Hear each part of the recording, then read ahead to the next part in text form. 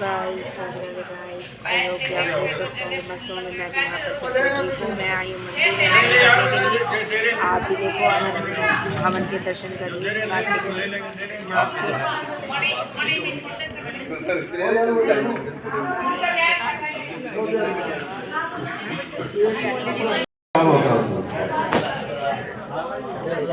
बोलो यज्ञ भगवान की गायत्री का ध्यान करते हुए आप चल लीजिए।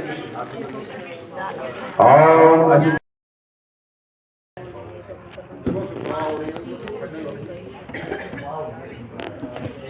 भगवते वासुदेवाय स्वाहा। ओम नमो भगवते वासुदेवाय स्वाहा। ओम नमो भगवते वासुदेवाय स्वाहा। ओम नमो भगवते वासुदेवाय स्वाहा। ओम नमो भगवते वासुदेवाय स्वाहा। ओम नमो स्वाहा। ओम भगवते वासुदेवाय स्वाहा। ओम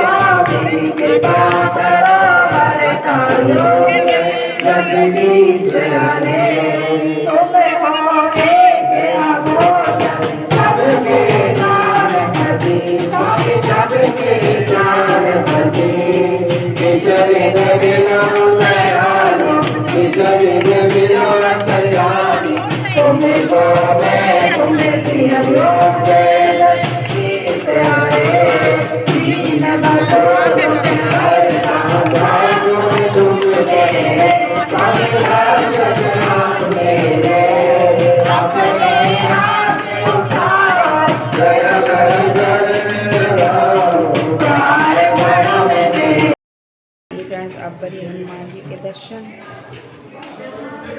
शेर वाली माता जी के दर्शन, जयकारा शेर वाली दा बोल साचे दरबार की जय।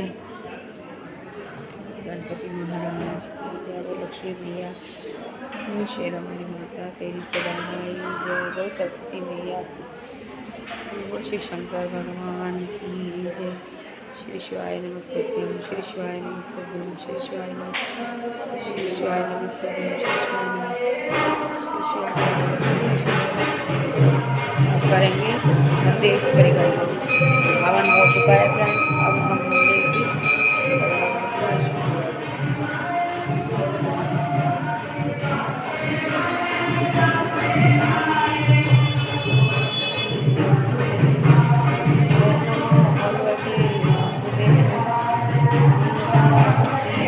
आजा परिक्रमा नहीं करनी हो चुका है। अब कर रहे हैं मंदिर की परिक्रमा।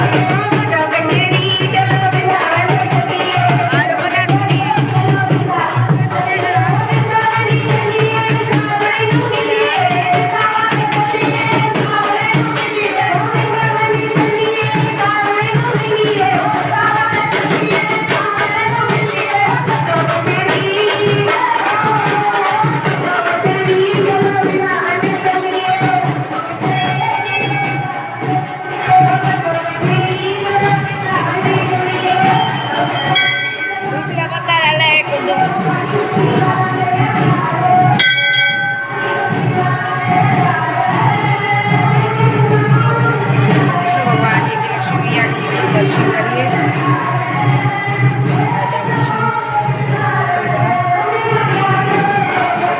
पंडित जी अभी सुनाएंगे कार्तिक मास की कथा।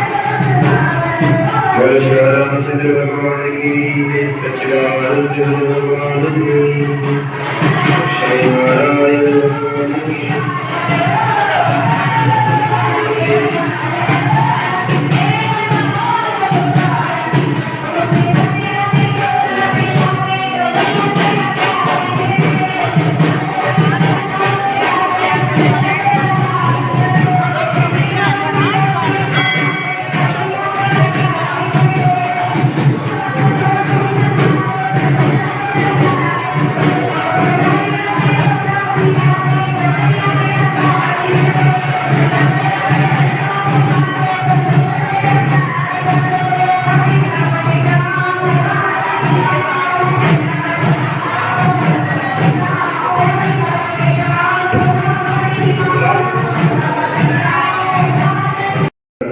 आज पूर्णिमा तिथि है।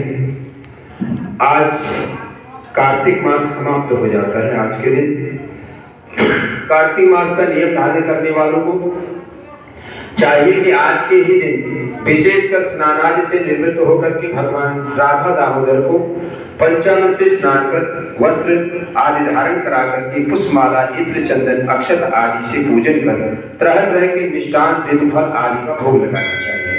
धूप दीप जला करके कपूर की आरती करनी चाहिए। राधा दामोदर नाम के युवा दंपति ब्राह्मण सहित 31 ब्राह्मण और जिमा में यदि गुंजाइश हो तो एक नव दंपति ब्राह्मण का जोड़ा अवश्य जिमाए। ब्राह्मण को कुर्ता टोपी दक्षिणा तथा ब्राह्मणी को साड़ी ब्लाउज और एक सुहाग डाली पान और दक्षिणा देकर के विदा करना चाहिए। आज के दिन हवन कीर्तन आदि करें। राधा दामोदर के नाम के कोठे पेटे भरे। एक गन्ना के टुकड़ा लेकर के 5 खाने बनावे और उन खानों में एक में 7 जैसे बैगन, मूली, गोभी, आलू, गाजर, बथुआ, मेथी आदि दूसरे खाने में, मूंग, चावल, बेसन, बाजरा, घी और तेल आदि तीसरे में खीर, बतासे, मिठाई आदि, चौथे खाने में दूध, दही, बूरा, रबड़ी आदि, 5वें खाने में केला, सेब, अनार, संतरा आदि और श्रद्धा पूर्वक दक्षिणा रखें। तो इस प्रकार कोठे पेठे भरे जाते हैं आज के दिन। यह किसी मंदिर में भर सकते हैं। तो ये सब पूजा विधि करके ब्राह्मण आदि को जिमावे। दीपक आदि की विधि पूर्व में बताई गई है। इस प्रकार उद्यापन करके दूसरे दिन पड़वा को नदी आदि में स्नान करके भगवान का अन्नकूट का भोग लगावे और सपरिवार भोग प्रसाद ग्रहण करें।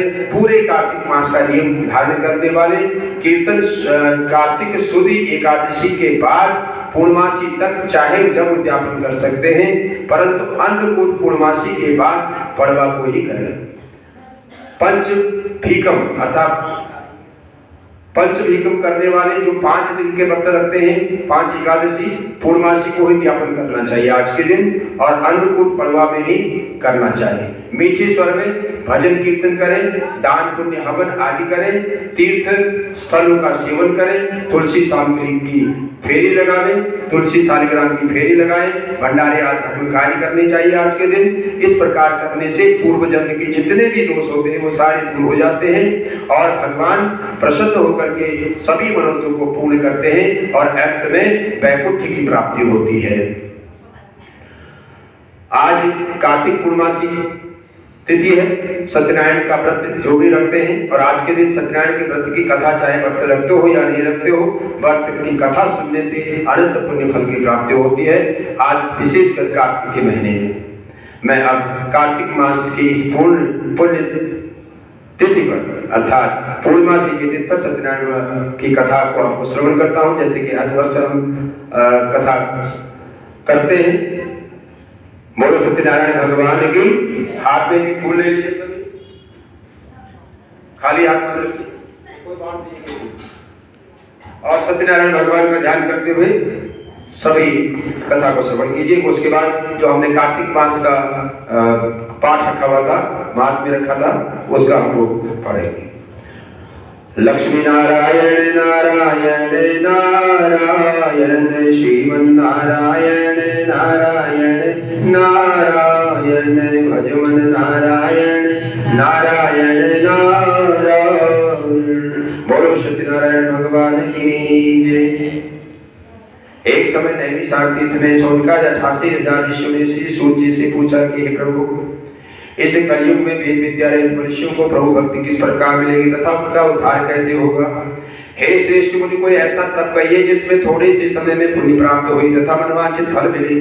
कथा सुनने की हमारी प्रबल इच्छा है। सब साथ ज्ञाता श्री सूत जी बोले कि हे वैष्णव में पूज, आप सबने प्राणियों के कल्याण की बात पूछी है। अब मैं उस श्रेष्ठ व्रत को आप लोगों से कहूंगा जिस व्रत को नारद जी ने लक्ष्मी नारायण से पूछा था और लक्ष्मीपति ने मुनि श्रेष्ठ नारद जी से कहा था, सो ध्यान से श्रवण करें। एक समय योगीराज नारद जी दूसरों के कल्याण की इच्छा से अनेकों लोकों में घूमते हुए मृत्यु लोक में आ पहुंचे। यहाँ अनेक योनियों में जन्मे हुए प्रायः सभी मनुष्यों को अपने कर्मों के द्वारा अनेकों दुखों से पीड़ित देख करके सोचा कि किसी यत्न के करने से निश्चित ही दुखों का नाश हो सकेगा। ऐसा मन में विचार करके विष्णुलोक को गए और वहां श्वेतवर्ण और 4 भुजाओं वाले देवों के ईश नारायण को, जिनके हाथ में शंख चक्र गदा पद्म थे तथा वरमाला पहने हुए थे, देख करके स्तुति करने लगे कि हे भगवान, आप अत्यंत शक्ति से संपन्न हैं। मन तथा वाणी में आपको कोई नहीं पा सकता। आपका आदि मध्य अंत नहीं है। निर्गुण स्वरूप सृष्टि के कारण भक्तों के दुखों को नष्ट करने वाले हो। आपको मेरा बारंबार नमस्कार है। नारद जी से इस प्रकार की स्तुति को सुनकर के विष्णु भगवान बोले कि हे मुनिश्रेष्ठ, आपके मन में क्या है? आपका किस काम के लिए आत्मनुभाव निसंकोच कहो। तब नारद जी बोले, मृत्यु लोक में सब मनुष्य जो अनेक योनियों में पैदा हुए अपने अपने कर्मों के द्वारा अनेक प्रकार के दुखों से दुखी हो रहे हैं। नाथ, मुझ पर दया रखते हो तो बताइए कि मनुष्यों के सब दुख थोड़े से ही समय में कैसे दूर हो सकते हैं। श्री भगवान बोले कि हे नारद, मनुष्यों की भलाई के लिए तुमने बहुत अच्छी बात पूछी। जिस काम को करने से मनुष्य मोह से छूट जाता है वह मैं आज तुम्हें कहता हूँ, सो ध्यान से श्रवण करो। बहुत पुण्य देने वाला स्वर्ग तथा मृत्यु लोक दोनों में दुर्लभ एक उत्तम व्रत है। आज मैं प्रेमवश होकर के तुमसे कहता हूँ, सत्यनारायण का यह व्रत अच्छी तरह विधि पूर्वक करके मनुष्य तुरंत ही यहाँ सुख भोग करके मरने पर मोक्ष को प्राप्त होता है। श्री भगवान के वचनों को सुन करके नारद मुनि जी बोले कि इस व्रत का फल क्या है, क्या विधान है, किसने यह व्रत किया और किस दिन ये व्रत करना चाहिए, विस्तार से कहो। तब भगवान बोले, दुख शोक आदि को दूर करने वाला, धनधान्य को बढ़ाने वाला, सौभाग्य तथा संतान को प्राप्त कराने वाला, ये व्रत सब स्थानों पर विजय करने वाला है। भक्ति श्रद्धा के साथ किसी भी दिन मनुष्य श्री सत्यनारायण की शाम के समय ब्राह्मण बंधुओं के साथ धर्म पारायण होकर के पूजा करे। भक्तिभाव से नियमित केले का फल, घी, दूध और गेहूं का चूर्ण सवाए ले। गेहूं के अभाव में साठी का चूर्ण, शक्कर तथा गुड़ ले और सब भक्षण योग्य पदार्थ जमा करके भगवान को अर्पण कर तथा बंधुओं से ब्राह्मण को भोजन कराएं। पश्चात स्वयं भोजन करें। नृत्य गीत आदि का आचरण कर सत्यनारायण भगवान का स्मरण करते हुए समय व्यतीत करें। इस तरह व्रत करने पर मनुष्य की इच्छा निश्चित ही पूर्ण होती है। विशेषकर इस कलिकाल में मृत्यु लोक में यही एक मोक्ष का सरल उपाय है। इसी सत्यनारायण व्रत कथा प्रथम अध्याय संपूर्ण। बोलो विष्णु भगवान की, लक्ष्मी नारायण भगवान की। दूसरे अध्याय में श्री सूत जी बोले, ऋषियों, जिसने पहले समय में इस व्रत को किया, उसका इतिहास तुम्हें कहता हूँ, ध्यान से सुनो। सुंदर काशीपुर नगरी में एक अत्यंत निर्धन ब्राह्मण रहता था। भूख और प्यास से बेचैन हुआ नित्य पृथ्वी पर घूमता हुआ ब्राह्मणों में प्रेम करने वाले भगवान ने ब्राह्मणों को दुखी देख करके बूढ़े ब्राह्मण का रूप धारण करके उसके पास जा आदर के साथ पूछा कि हे विप्र, नित्य दुखी हुआ पृथ्वी पर क्यों घूमता है? तो श्रेष्ठ ब्राह्मण यह मुझसे कहो, मैं सुनना चाहता हूँ। ब्राह्मण बोला, मैं निर्धन हूँ, भिक्षा के लिए पृथ्वी पर फिरता हूँ। हे भगवान, यदि आप इसका उपाय जानते हो तो कृपा करिए। वृद्ध ब्राह्मण बोला कि सत्यनारायण भगवान वनवांछित फल को देने वाले हैं, इसलिए ब्राह्मण तो उनका पूजन कर, इसके करने से मनुष्य दुखों से मुक्त होता है। ब्राह्मण को व्रत का सारा विधान बतला करके बूढ़े ब्राह्मण का रूप धारण करने वाले श्री सत्यनारायण भगवान अंतर ध्यान हो गया और व्रत को वृद्ध ब्राह्मण ने बताया है मैं उसको करूंगा, ये निश्चय करके उसे रात को नींद नहीं आया और सवेरे उठ सत्यनारायण के व्रत का अपने मन में निश्चय करके भिक्षा लेने की चला गया। तो उस दिन उसको भिक्षा में बहुत सा धन मिला, जिससे बंधु बांधवों के साथ उसने सत्यनारायण का व्रत किया। इसके करने से वह विप्र सब दुखों से छूट करके अनेक प्रकार की संपत्ति से युक्त हुआ। तो उस समय से वह विप्र हर मास व्रत करने लगा। इस तरह सत्यनारायण भगवान के व्रत को जो करेगा वो सब पापों से छूट करके मोक्ष को प्राप्त होगा। आगे जो पृथ्वी पर सत्यनारायण का व्रत करेगा वह मनुष्य सब दुखों से छूट जाएगा। इस तरह से नारद जी से नारायण का कहा हुआ ये व्रत मैंने तुमसे कहा। सूत जी बोले कि हे विप्रो, मैं और तुम्हें क्या कहूँ? तब ऋषि बोले कि हे मुनीश्वर, संसार में इस विप्र से सुन करके किस किस ने इस व्रत को किया, हम सब सुनना चाहते हैं। इसके लिए हमारे मन में श्रद्धा है। सूत जी बोले, मुनियो, जिसने इस व्रत को किया है वह सुनो। एक समय ब्राह्मण धन ऐश्वर्य के अनुसार बंधु बांधवों के साथ व्रत करने को तैयार हुआ, तो उसी समय एक लकड़ी बेचने वाला बूढ़ा आदमी आया और बाहर लकड़ियों को रख करके विप्र के मकान में चला गया। प्यास से दुखी लकड़हारा उनको व्रत करते देख करके नमस्कार कर कहने लगा कि आप ये क्या कर रहे हैं, इसके करने से क्या फल की प्राप्ति होती, कृपा कर मुझसे कहो। तो ब्राह्मण ने कहा, सब मनोकामनाओं को पूरा करने वाला ये सत्यनारायण भगवान का व्रत है, इसकी कृपा से मेरे यहाँ धन धान्य आदि की वृद्धि हुई है। और विप्र से इस व्रत के बारे में जान करके लकड़हारा बड़ा ही प्रसन्न हुआ। चरणामृत ले प्रसाद खाने के बाद अपने घर गया। लकड़हारे ने अपने मन में इस प्रकार का संकल्प किया कि आज ग्राम में लकड़ी बेचने से जो धन मिलेगा उसे सत्यनारायण देव का उत्तम व्रत करूंगा। मन में विचार करके बूढ़ा लकड़हारा लकड़ी अपने सिर पर रख करके जिस नगर में धनवान लोग रहते थे वह ऐसे सुंदर नगर में गया और उस रोज वहां उसे कुल लकड़ियों का दाम पहले दिन उसे 4 गुना प्राप्त हुआ। तब वो बूढ़ा लकड़हारा दाम ले अति प्रसन्न हो पके केले की फली, शक्कर, घी, दूध, दही और गेहूं का चूर्ण इत्यादि सत्यनारायण भगवान की व्रत की कुल सामग्री को लेकर के अपने घर गया। फिर उसने अपने भाइयों को बुला करके विधि के साथ भगवान जी का पूजन किया, व्रत किया। उस व्रत के प्रभाव से वो जो बूढ़ा लकड़हारा था धन पुत्र आदि से युक्त हुआ, संसार के समस्त सुखों को भोग करके अंत में वैकुंठ को चला गया। श्री सत्यनारायण व्रत कथा 2 अध्याय संपूर्ण। बोलो विष्णु भगवान की, लक्ष्मी नारायण भगवान की।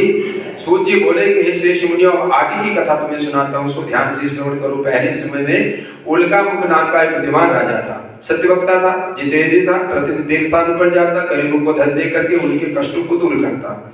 उसकी पत्नी कमल के समान मुख वाली सती साध्वी थी। भद्रशिला नदी के तट पर उन दोनों ने श्री सत्यनारायण का व्रत किया। और उस समय वहां एक साधु वैश्य आया।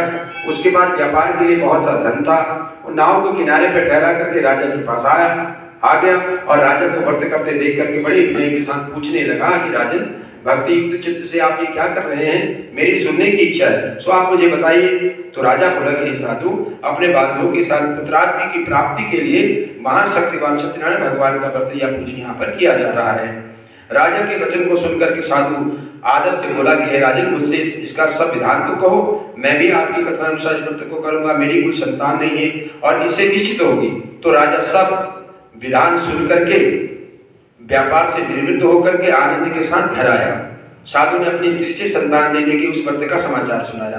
कहा कि जब मेरी संतान होगी तब मैं इस व्रत को अवश्य करूंगा। साधु ने ऐसा वचन अपनी पत्नी लीलावती से कहे तो एक दिन उसकी स्त्री लीलावती पति के साथ आनंदित हो सांसारिक घर में प्रवृत्त होकर के सत्यनारायण भगवान की कृपा से गर्भवती होगी। 10वें महीने उसको एक सुंदर कन्या का जन्म हुआ। अब वो दिनों दिन इस तरह बढ़ने लगे जैसे शुक्ल पक्ष का चंद्रमा बढ़ता है। कन्या का नाम कलावती रखा गया। तब लीलावती ने मीठे शब्दों में अपने पति से कहा, जो आपने संकल्प किया था भगवान का व्रत करो, आप करिए। तो साधु बोला कि हे प्रिय, इसके विवाह पर करूंगा। इस प्रकार अपनी पत्नी को आश्वासन देकर के नगर को चला गया। अब कलावती पितृगृह में वृद्धि को प्राप्त होगी। साधु ने जब नगर में सखियों के साथ अपनी पुत्री को देखा तो तुरंत ही दूत को अपने पास बुला करके पुत्री के लिए कोई सुयोग वर ढूंढ लाने के लिए कहा। साधु की आज्ञा को पा करके दूत कंचन नगर पहुंचा और वहां बड़ी खोजबीन देखभाल करके लड़की के लिए एक सुयोग बड़ी पुत्र को ले आया। तो उस सुयोग लड़के को देख करके साधु ने अपने बंधु बांधवों के साथ प्रसन्न चित्त होकर के अपनी पुत्री का विवाह उसके साथ कर दिया। किंतु दुर्भाग्य से विवाह के समय भी उस व्रत को करना भूल गया। तो तब श्री भगवान क्रोधित हो गए, श्राप दिया कि तुम्हें दारुण दुख प्राप्त होगा। अपने कार्य में कुशल साधु बनिया जमाता सहित समुद्र के समीप स्त्री रत्नपुर नगर में गया। वहां दोनों ससुर जवाई चंद्रकेत राजा के उस नगर में व्यापार करने लगे। तो एक एक रोज भगवान सत्यनारायण की माया से प्रेरित कोई चोर राजा का धन चुरा करके भागा जा रहा था। किंतु राजा के दूतों को आता देख करके चोर ने घबरा करके भागते हुए राजा के धन को चुपचाप बाहर रख दिया जहाँ ससुर जवाई ठहरे हुए थे। जब दूतों ने उस साधु वैश्य के पास जाकर के राजा के धन को पाया तो दोनों को बांध करके प्रसन्नता से दौड़ते हुए राजा के पास समीप जाकर के कहा कि ये दोनों चोर हम पकड़ करके लाए हैं। राजा ने बिना सोचे समझे आज्ञा से उनको कठिन कारावास में डाल दिया और उनका जितना धन था वो भी छीन लिया। तो सत्यनारायण भगवान के श्राप द्वारा उनकी पत्नी भी घर में बहुत पीड़ा तथा भूख प्यास से दुखित हो अन्न की चिंता में कलावती ब्राह्मण के घर गई। वहां उसे सत्यनारायण भगवान का व्रत होते देखा, कथा सुनी, प्रसाद कर रात को घर आई। तो माता ने कलावती से कहा, पुत्री अब तक कहा नहीं हो, तेरे मन में क्या है? कलावती बोली, माता मैंने एक ब्राह्मण के घर श्री सत्यनारायण भगवान का व्रत देखा है। कन्या के वचन सुनकर के लीलावती भगवान की पूजन की तैयारी करने लगी और लीलावती ने परिवार और बंधुओं से श्री सत्यनारायण भगवान का पूजन किया। वर मांगा कि मेरे पति और दामाद शीघ्र घर आ गए। और साथ ही प्रार्थना की कि हम सबका अपराध भी क्षमा करें। सत्यनारायण भगवान इस व्रत से संतुष्ट हो गए। राजा चंद्रकेतु को स्वप्न में दर्शन देकर के भगवान ने कहा कि हे राजन, दोनों वैश्य को प्रातः ही छोड़ दो और उनका जितना धन तुमने ग्रहण किया है उसे दे दो, नहीं तो मैं तेरा धन राजपुत्र सब कुछ नष्ट कर दूंगा। राजा ने जिससे ऐसे वचन कह करके भगवान अंतर ध्यान हो गए। बोलो विष्णु भगवान की। प्रातः का राजा चंद्रकेतु ने राजा में सभा में अपना स्वप्न सुनाया और दोनों बड़े पुत्रों को कारागार से मुक्त कर सभा में बुलाया। दोनों ने आकर के राजा को नमस्कार किया। राजा मीठे वचनों में उनसे बोला कि हे महानुभाव, भाइयों से ऐसा कठिन दुख प्राप्त हुआ, अब तुम्हें कोई भय नहीं। कह करके राजा ने उनको नए नए वस्त्र पहनाए, आभूषण पहनाए और उनका जितना धन लिया था उससे दुगुना धन दे करके बड़े आदर के साथ उन्हें विदा किया और दोनों वैश्य अपने घर को चले गए। इति श्री सत्यनारायण व्रत कथा 3 अध्याय संपूर्ण। बोलो विष्णु भगवान की, सत्यनारायण भगवान की, लक्ष्मी नारायण भगवान की। तो सूत जी 4 अध्याय में सूत जी बोले वैश्य मंगलाचार करके यात्रा प्रारंभ की। दोनों जवाई ससुर और जवाई ने और अपने नगर को चले। उनकी थोड़ी दूर निकलने पर दंडी व्यवसाय सत्यनारायण उनसे पूछा कि साधु, तेरी नाव में क्या है? अभिमानी बड़ी पुत्र हंसता हुआ बोला कि हे दंडी, आप क्यों पूछते? क्या धन लेने की इच्छा? मेरी नाव में तो बेल और पत्ते भरे हैं। वैश्य का कठोर वचन सुनकर के भगवान ने कहा कि तुम्हारा वचन सत्य हो। दंडी ऐसा कहकर के वहां से दूर चले गए और वो दूर जाकर के समुद्र के किनारे बैठ गए और दंडी के जाने पर वैश्य ने नित्य क्रिया करने के बाद नाव को ऊंची उठी देख करके अचंभा किया तथा नाव में बेल पत्ते आदि देख करके मूर्छित हो जमीन पर गिर पड़ा। फिर मूर्छा खुलने पर अत्यंत शोक प्रकट करने लगा। उसका दामाद बोला कि आप शोक ना करें, ये तो दंडी का श्राप है, अतः उनकी शरण में चलना चाहिए तथा हमारी मनोकामना पूरी होगी। दामाद के वचनों को सुनकर के दंडी के पास पहुंचा, अत्यंत भक्तिभाव से नमस्कार कर बोला कि मैंने जो आपसे असत्य वचन कहे थे उनको क्षमा करो। ऐसा कहकर कि महान शोकातुर रोने लगा। तो दंडी भगवान बोले कि हे बड़े पुत्र, मेरी आज्ञा से बार बार तुम्हें दुख प्राप्त हुआ, तू मेरी पूजा से विमुख हुआ। तब साधु बोला कि हे भगवान, आपकी माया ब्रह्मा आज भी आपके रूप को नहीं जानते, तब वैज्ञानिक कैसे जान सकता हूँ? आप प्रसन्न होइए, मैं अपने सामर्थ्य के अनुसार आपकी पूजा करूंगा, मेरी रक्षा करो और पहले के समान नौका में धन भर दो। तो उसके भक्तिभाव वचनों को सुनकर के दंडी भगवान ने क्षमा किया, नौका को धन भर से भर दी और तब साधु ने भगवान सत्यनारायण का पूजन कर साथियों से अपने नगर को प्रस्थान किया। जब अपने नगर के निकट पहुंचा तब दूत को घर भेजा। दूत ने साधु के घर जा उसकी स्त्री को नमस्कार कर कहा कि साधु अपने दामाद सहित इस नगर के समीप आ गए। ऐसा वचन सुन साधु की स्त्री ने बड़े हर्ष के साथ, जो कि सत्यदेव की पूजा कर रही थी, पूजन कर पुत्री से कहा कि अपने पति के दर्शन के लिए मैं जा रही हूँ और तू पूजन का कार्य पूर्ण करके शीघ्र आ जाना। माता के ऐसे वचन सुनकर के कलावती प्रसाद को त्याग करके पति के दर्शन के पास गई। प्रसाद की अवज्ञा के कारण सत्यदेव की रुष्ट हो गई, उसके पति को नाव से पानी में डुबो दिया। कलावती अपने पति को न देख करके रोती हुई जमीन पर गिर पड़ी। इस तरह नौका को डूबा हुआ तथा कन्या को रोता देख करके साधु बड़ा हिंसित होकर के बोला कि प्रभु, मुझसे या मेरे परिवार से जो भूल हुए उसे क्षमा करो। इसके 3 वचनों को सुनकर के सत्यदेव प्रसन्न हो गए। आकाशवाणी हुई कि साधु तेरी कन्या मेरे प्रसाद को त्याग करके आई है, इसलिए उसका पति अदृश्य हुआ है। यदि वो घर जा करके प्रसाद खा करके लौटे तो इसे पति अवश्य मिलेगा। ऐसी आकाशवाणी को सुनकर के कलावती ने घर पहुंच करके प्रसाद खाया, आकर के पति के दर्शन किए। तत्पश्चात साधु ने बद्ध से सत्यदेव का विधि पूर्वक पूजन किया और इस लोक का सुख भोग करके अंत में स्वर्ग लोकों को गया। जिसे सत्यनारायण व्रत कथा 4 अध्याय संपूर्ण। बोलो सत्यनारायण भगवान की, लक्ष्मी नारायण भगवान की। 5 अध्याय में सूत जी बोले कि हे ऋषियों, मैं और भी कथा तुम्हें कहता हूँ, सुनो। प्रजापालन में तुंगध्वज नाम का एक राजा था। उसने भी भगवान का प्रसाद त्याग करके बहुत दुख पाया। तो एक समय वन में जाकर के वन्य पशुओं को मार करके बड़ के पेड़ के नीचे आया और वहां उसने ग्वालों को भक्ति भाव से बांधों से सत्यनारायण जी का पूजन करते देखा। तो राजा देखकर भी अभिमानवश वहां नहीं गया और न ही उसने नमस्कार किया। जब ग्वालों ने भगवान का प्रसाद उसके सामने रखा तो प्रसाद को त्याग करके अपने नगर को चला गया और वहां उसने अपना सब कुछ नष्ट पाया। तो जान गया कि ये सब भगवान ने किया। तब वो विश्वास करके ग्वालों के समीप गया और विधि पूर्वक पूजन करके प्रसाद खाया। फिर सत्यदेव की कृपा से पहले जैसा था वैसा ही वह हो गया और फिर दीर्घ काल तक के सुख भोग करके मरने पर वह स्वर्ग लोकों को गया। और जो मनुष्य इस परम दुर्लभ व्रत को करता है, इस कथा को सुनता है, भगवान की कृपा से उसे धन धान्य की प्राप्ति होती है। निर्धन धनी और बंधन से मुक्त होकर के निर्भय हो जाता है। संतानहीनों को संतान की प्राप्ति होती है तथा सब मनोरथ पूर्ण होकर के अंत में वैकुंठ को जाता है। जिन्होंने पहले इस व्रत को किया, अब उनके दूसरे जन्म की कथा को कहता हूँ। वृद्ध सतानंद ब्राह्मण ने सुदामा का जन्म लेकर के मोक्ष को पाया। उल्कामुख नाम का राजा दशरथ होकर के वैकुंठ को प्राप्त हुआ। साधु नाम के वैश्य ने मोरध्वज बन करके अपने पुत्र को आरे से चीर करके मोक्ष को प्राप्त किया।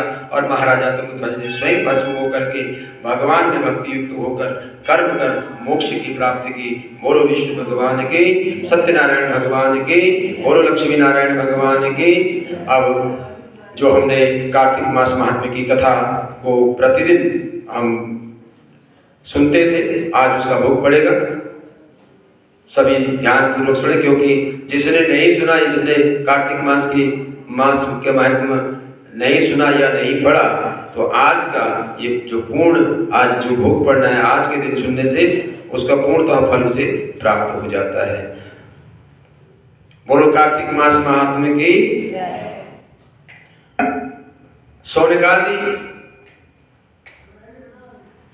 सोनक जी कहने लगे कि दूसरे का दिया हुआ पुण्य मिलता है या बिना दिया हुआ पुण्य मिलता है। सूत जी कहने लगे कि बिना दिए हुए मनुष्य को पाप और पुण्य दोनों मिलते हैं।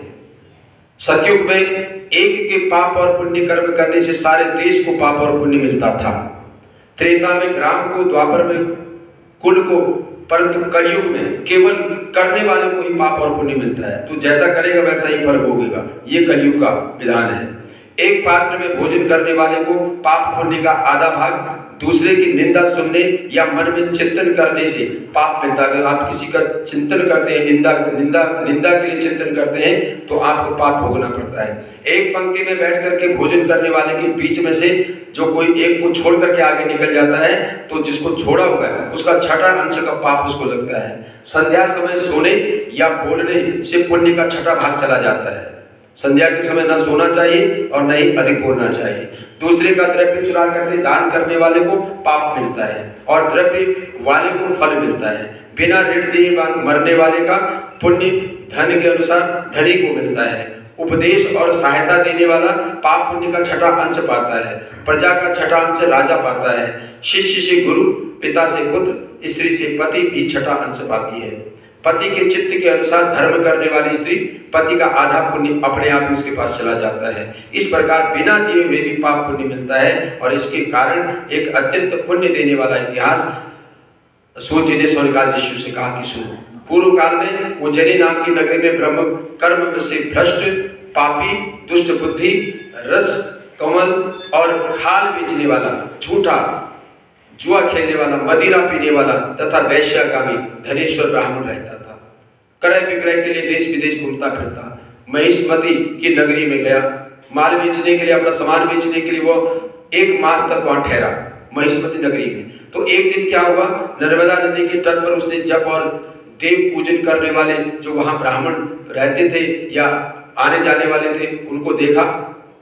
पूर्णिमा को गौ का पूजन तथा दीपदान भी देखा वहां रहते हुए। शाम को भी शिव जी के दीपदान का महोत्सव उसने देखा। तो इस पूर्णिमा को दान हवन जप करने वाला अक्षय फल को प्राप्त होता है। जो भी कार्तिक पूर्णिमा को दान हवन जप आदि करता है, अक्षय फल की प्राप्ति होती है। महादेव जी और विष्णु में कोई अंतर नहीं मानना चाहिए, और जो मानते हैं तो उनका सारा पुण्य क्रिया निष्फल हो जाती है। धनेश्वर यह सब उत्सव देखता रहा वहां नर्मदा के तट पर। तो उसी रात को उसे सर्प ने काट लिया। तब कुछ मनुष्यों ने उसके मुख में तुलसी दल और नर्मदा का जल डाल दिया, जिसको सर्प ने काट दिया धनेश्वर ब्राह्मण को, और उसके बाद वह मृत्यु को प्राप्त हो गया। अब तब यमराज के दूत उसको पांच से बांध करके मारते हुए यमपुरी को ले गए। तो चित्रगुप्त ने उसको क्रोधित दृष्टि से देख करके यमराज से कहा कि महाराज ये तो घोर पापी है, इसने आयु पर्यंत कोई पुण्य का कार्य किया ही नहीं। तब यमराज ने क्रोधित होकर के अपने दूतों को आज्ञा दी कि इसको मुदगरों से मार मार करके कुंभीपाक नरक में ले जाओ और खौलते हुए तेल में कढ़ा में डाल दो। तो दूतों ने ऐसा ही किया, परंतु कढ़ा में डालते ही वो उबलता हुआ तेल बिल्कुल शीतल हो गया। दूतों ने जब ये बात ये देख करके बड़ा आश्चर्य किया और जाकर के यमराज को सुनाई। तो यमराज को बड़ा आश्चर्य हुआ। उसी समय नारद जी यमराज की सभा में आए और यमराज से पूजित नारद जी कहने लगे कि हे यमराज, यह धनेश्वर पापी होते हुए भी कार्तिक मास में व्रत करने वाला सत्संग करके पुण्यवान हो गया, चाहे अनजाने में उसने किया। कार्तिक मास में यह नर्मदा के किनारे सत्संग इसने सुना और सत्संगियों के बीच में रहा। तो अंत में नर्मदा के जल सहित तुलसी दल कुछ ब्राह्मणों ने इसके मुख में डाला, भगवान के भक्तों के द्वारा इसके मुख में छोड़ा गया और इसको विष्णु का नाम भी सुनाया गया। तो इसलिए इसके सारे के सारे पाप क्षय हो गए।